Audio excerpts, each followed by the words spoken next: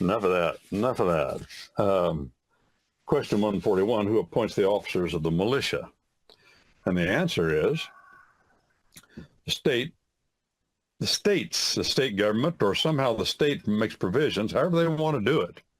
Now, Stansbury says the state government. Well, it may be somebody else, whoever they do it. Matter of fact, in the model state militia statute, drafted by yours truly, myself, and you can find that model state militia statute in the back as an appendix of the book called The Militia of the Several States, Our Constitution's Answer to Its Enemies, Foreign and Domestic.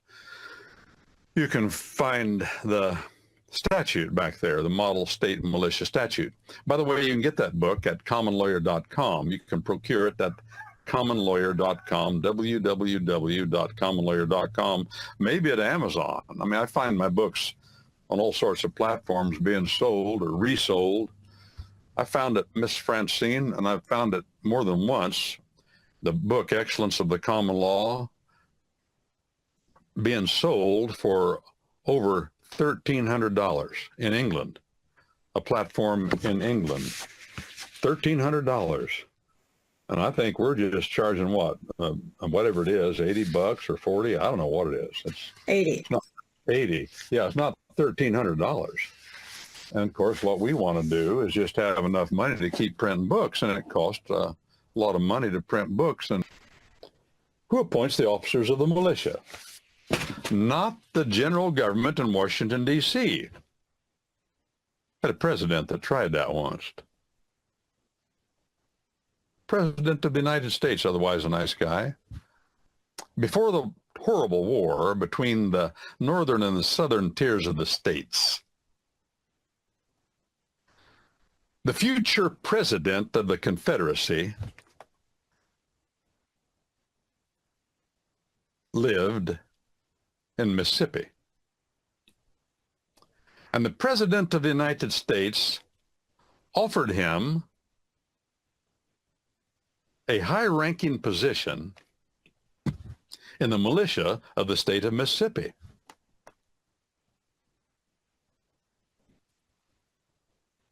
And he said, he wrote back to him and said, I can't accept that. Jefferson Davis, Jeff Davis, future president of the Confederacy.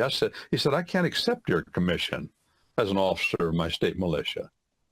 The Constitution of the United States, he says, forbids that.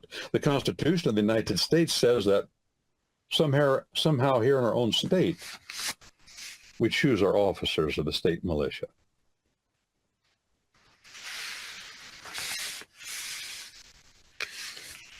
I think that offer, though, didn't come directly from the president. It came from the commander, what is equivalent to the commander-in-chief of the Army of the United States. That's what it was. They knew each other, and both of them were West Pointers, say, West Pointers. So he thought that was a good way to do it. But see how ignorant, now this is back a long time ago, how ignorant people are of the Constitution of the United States.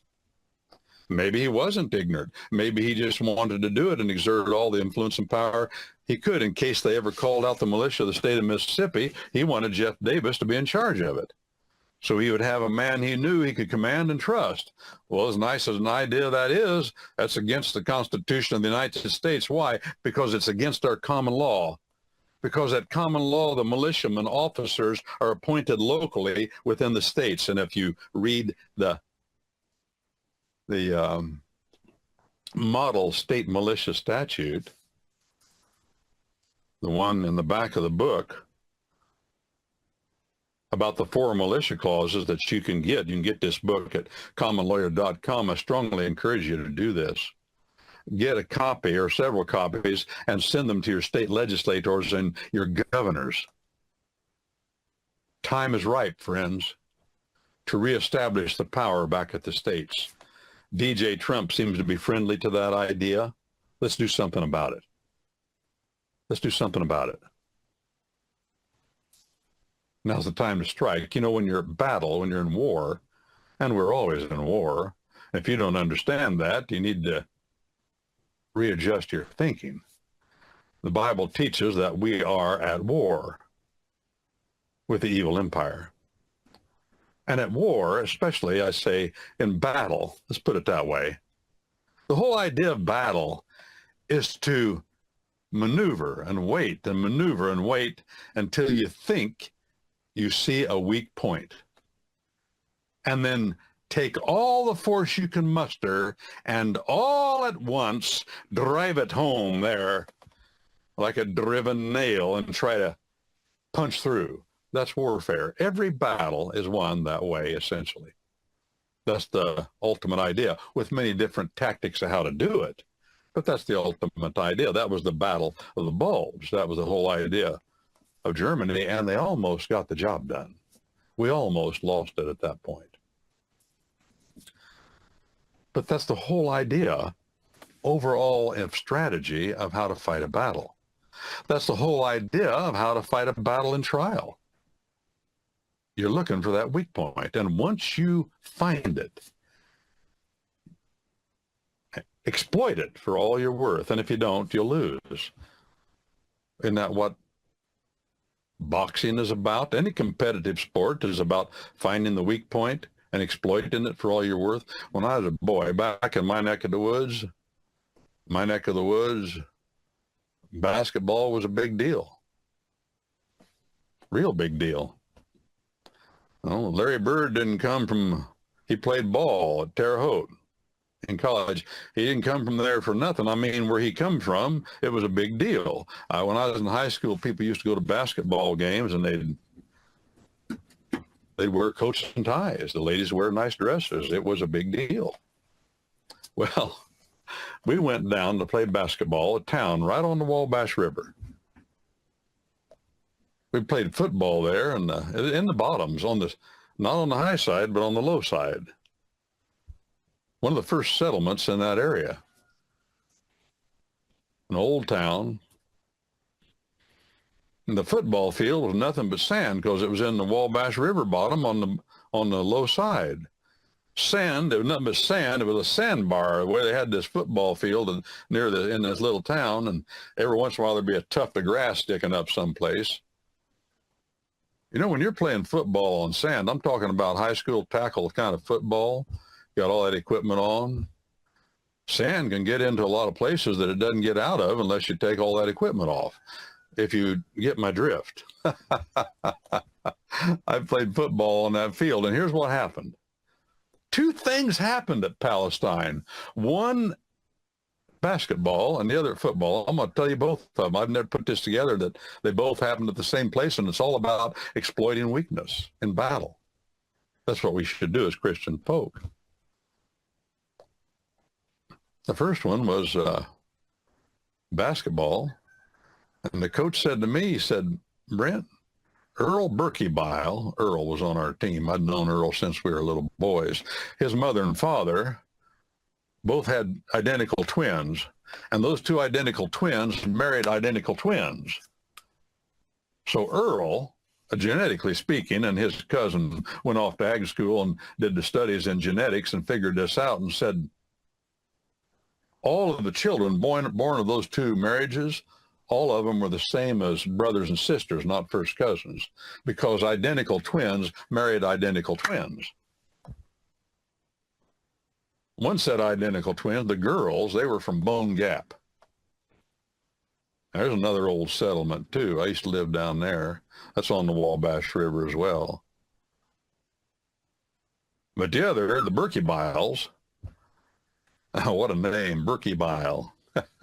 It's funny when you grow up with names like that, you don't give it a thought. Then when I get away from it, and years later I say, wow, that was a weird name. Where'd that come from? We had a fellow just lived south of us. He was best buddies. I mean, they were tighter than ticks together.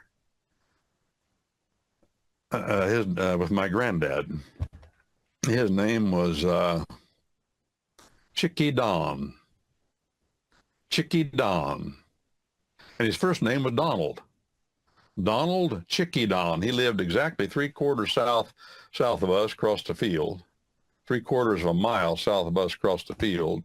Don Chicky Don. We were down there playing basketball, and the coach said, Brent, I see the weakness. I said, what is it? What was that coach's name? Heron? Irwin, I think. Yeah, he said, every time Earl Berkebile, he was playing guard and I was forward, every time he gets the ball, they throw Earl the ball. I'm further down under the basket. He said his man comes out, or they're on a zone defense, and the man in zone comes out and guards Earl, and you're wide open. I'm going to tell Earl, I want you to just give a bounce pass to Brent. Just bounce it to him, and you can do a layup. There's nothing between you and the basket. We didn't do that once. We did it over and over and over again. We exploited the weakness. Then we were playing football down there, and me being 135, 140 pounds at the most, when I was a senior in high school, I wasn't very big. Or I was lanky, but I wasn't big around, so I split in. And when I say split, I mean split. I was way out there on the end. And Coach Robert, his name was Robert Durham. We called him Bull Durham. He was 6.5 feet tall, or 6'5", I believe. Well, maybe 6'6". He was a tall man, Bull Durham. He's gone now, too. I like Bull. Well, he didn't know anything about football. In little school, you don't have coaches that know much about what you're doing. He did know something about basketball because he had been a college basketball player. He was a real tall guy, and he said, Brent, I've been watching, but he didn't know much about football, but he tried to learn and did a good job. He said, Brent, I noticed you're on split end. He said, there's nobody out there. If you'd run when the play starts, run 10 yards and then cut a 45-degree angle and head straight for the goal post. And he said, I think it was we had two quarterbacks, Steve Howe and Billy Blankenbaker. Now there's another one. You got your Berkebile family, then you got your Blankenbakers. Oh, Billy, Steve Howe, both of them were good. But I said, okay. So the play started. I ran. We had just a few minutes left or a few seconds left on the clock. No, a few minutes, about 2 or 3 minutes. I ran 10 yards down, and I cut straight for the goal post, trying to run through that sand, which wasn't easy, by the way. But I was going as fast as I could. I believe it was Steve Howe. I don't believe it was Billy Blankenbaker. Steve threw a bomb, just heaved back and threw the ball as hard as he could, and I was running. I was looking for the ball, and I was headed straight for the goal post. And right before I got to the end zone, I had to turn just a bit and jump up in the air, and if I could touch it with my fingers, I could usually stop it or slow it down enough that it would fall down into my hands. I could get my hands on it, and I did, and I got my hands on it, and across the line I run. Well, it made the other team so mad, and I don't know why. They started a riot that night. I didn't add this. Before that happened, somebody on their team got one of our boys down with Gale Davison. Got old Gale Davison down after a play. He got tackled, and they started kicking him. Now, this is the way football is in high school. They started kicking Gale. Well, we all ran over there. The whole team came off of the sidelines and ran out to try to help Gale, and then their team came out, and then the bleachers started emptying. There weren't that many people there, but whatever it was, they ran. So we had a awful brawl for a while, and then everybody went back and settled down. So when I caught the ball that last time, then went across the goal, they just got mad and walked off the field, and that was the end of that, and the game was over. They had a couple of minutes left. They could have done something. We're just bad all around with those fellas down there. I met some of them personally later in politics, and we got along great. I don't know what kind of a burr they had under their saddle that night, but it was bad. And the point is, competition, war, is competition. And the idea is to exploit the weakness of the other side once you find it. And we as Christian men and women are to see the daylight. As Bull Durham used to say in football, when you see the daylight, go for it if you're carrying the ball. And you got to be able to see the daylight, and not everybody can see it. And he made that point. He said some fellas that carry the football just don't have the ability to know where the daylight is. Some fellas are so good at it, they can see where the daylight's going to be by the time they get there. Isn't that something? We had a fellow like that.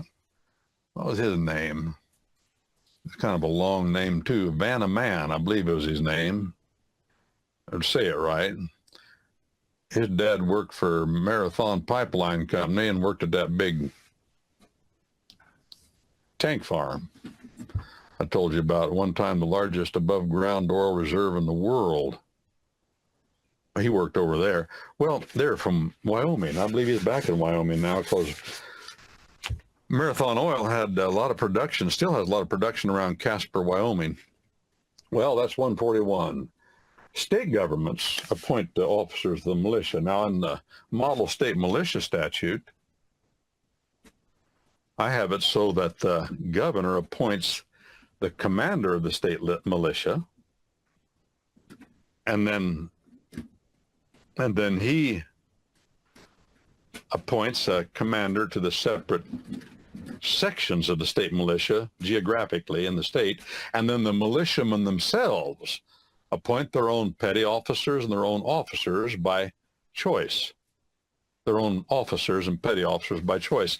That's the way it ought to work, in my humble studied opinion of our militia. And then the state governments appoint the officers, but here's the division of powers of our common law tradition, and our Constitution lays it out in the 4 militia clauses, of which the Second Amendment is the last one. Lays it out this way. The state, by a state militia statute, which many states don't have, that's why I drafted the one I drafted. They don't have it. The states appoint the officers of the militia.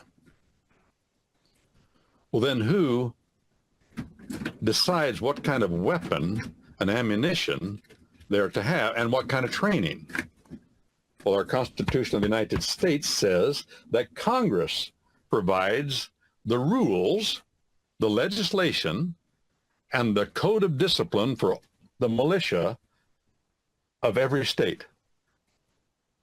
By legislation. We have that today in the Uniform Code of Military Justice, and when militiamen are called out, when the President of the United States calls out a state militia or any part of it, Congress has passed a law that says that those men, once they're mustered in, they're under the discipline of the Uniform Code of Military Justice, the UCMJ. So that's done. That's done properly. They provide the disciplinary legislation that tells how men are to be disciplined. They even have the power, the Congress of the United States, to say, here's the manual of arms that you're to be trained in as a state militiaman. You know, we used to do that. Manual of arms. We carried M1s. Why did we carry M1s? Nobody uses an M1. Well, those were the ones they used in World War II, but we carried them because the government had a lot of them from the war, and they're heavier. And so in initial training, they want us to use something heavy. And we'd stand for hours, and go like this and go like this with those M1s, and then manual of arms. That was a manual of arms we learned. We learned different manuals of arms. Well, our Constitution of the United States says that Congress has authority to say what manual of arms the militiaman is to be trained in, so that when he is called out, he becomes a part of the armed forces of the United States, and he knows what the regulars, the Army regulars and the Navy regulars and the Marine Corps regulars know. They're trained in the same manual of arms. But the Congress of the United States has no power to make that happen outside of passing the legislation. Who has power and responsibility to put that legislation in motion and make it happen? Answer: the legislature of your state. See, it's a division of responsibility among the Congress of the United States, the state government, the President of the United States, and the governor of your state. The militia law of our Constitution is in 4 simple clauses, easy to understand, but never spoken about, and it should be. And the booklet, I think it's about 100 pages. I try to break down those 4 militia clauses and then provide at the end a model state militia statute. They were very succinctly and accurately stated, those militia clauses. And to not know them is to make you part of the problem instead of part of the solution. Oh, you've heard of the Second Amendment. But have you heard of the other 3 militia clauses? And I tell you, the Second Amendment is important, but it is not put into action until the other 3 militia clauses are understood and put into action to dovetail with it. How does the Second Amendment become real? By the other militia clauses, by us doing them. The state governments, the national government has pretty much ignored them for about 175 years or more. Justice Joseph Story of the United States Supreme Court said his great fear was that these militia clauses, these 4 clauses, will eventually be ignored. And then when they are ignored, which we have done, he says, when they're ignored, we will lose not only the sign, the palladium, that's an old word that means the sign, the token of our freedom, but also, he said, the reality of our freedom is inextricably bound to those militia clauses. And the Second Amendment isn't put into action without the other 3. Well, this is Brent Allen Winters, commonlawyer.com, www.commonlawyer.com.